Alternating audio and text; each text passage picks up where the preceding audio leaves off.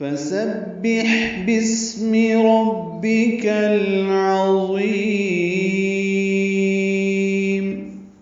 اسی سورہ یعنی سورۃ الواقع کی آیت نمبر 74 جہاں پہ رکوع ختم ہوتا ہے دوسرا، وہ آیت اور یہ آیت دونوں سیم ہیں۔ اسی طرح سورۃ الحاقہ میں آیت نمبر 52 29ویں پارے میں سورۃ الحاقہ ہے، اس کی آیت نمبر 52 بھی بعینہ یہی ہے۔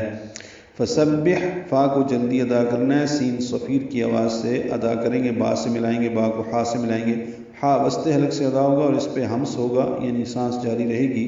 فسبح بسم، با کو اسم کے سین سے ملا دینا، یہ الف نہیں پڑھنا، بسمی ہو جائے گا۔ سین ساکن ہے، صفیر کی آواز سے ادا ہوگا اور اس میں بھی ہمس ہوگا۔ میم کی زیر کو معروف طریقے سے جلدی ادا کریں گے۔ ربک میں را پر پڑھیں گے، با سے ملائیں گے، با کی زیر کو معروف طریقے سے ادا کریں گے۔ کاف باریک ہے، لام سے ملائیں گے، ربک العظیم۔ لام ساکن پہ اظہار قمری ہے، عین حروف قمری میں سے ہے اور حروف حلقی میں سے بھی ہے، وسط حلق سے ادا ہوگا۔ وا پر پڑھیں گے، ضی یا مدہ ہے اور لمبا کریں گے، اس کو وقفاً مد عارض سکون بنا دیں گے، آخر میں میم ساکن کر دیں گے تو ربک العظیم، اور اس پہ مد عارض سکون بنا کے میم ساکن پہ اظہار ہوگا۔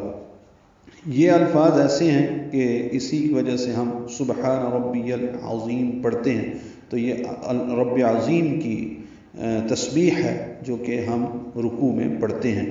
تو اس کا ترجمہ یہ ہے، پس آپ اپنے رب عظیم کے نام کی تسبیح کرتے رہیں۔ سبحان ربی العظیم، صدق اللہ العظیم۔